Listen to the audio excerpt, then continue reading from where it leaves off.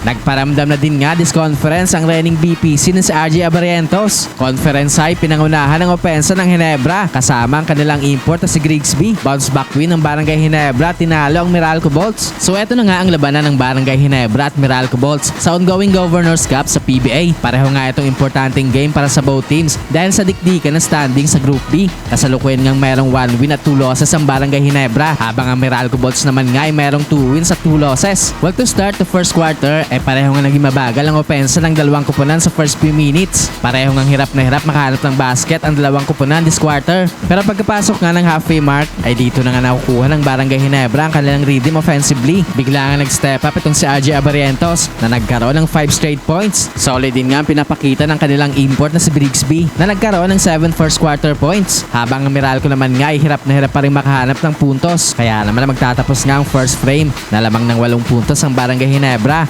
18-10. Second quarter ay patuloy nga ang pagkontrol ng Barangay Ginebra sa first few minutes. Patuloy din nga itong pag-ambag sa opensa ni RJ Abarientos na nagkaroon ng 9 straight points. Umabot na nga sa double digit ang kalamangan ng Gene Kings matapos ang drive to the basket ni RJ. Hirap na hirap pa rin nga itong Meralco Bolts na makahanap ng spark sa kanilang opensa. Another 3-point shot para kay RJ Abarientos with under 4 minutes. Para sa kanya ikatlong 3-point shot so far this game. Nagkaroon naman nga ng 4-point shot itong si Chris Banquero pero hindi nga yun makapagbigay ng spark sa kanilang opensa. Lumulobo na nga itong kalamangan ng Gene Kings sa late minutes. Bumabaon pa ng basket si Grigsby papatapos ang quarter para bigyan ng 15-point lead ang Barangay Ginebra after ng first half, 44-29.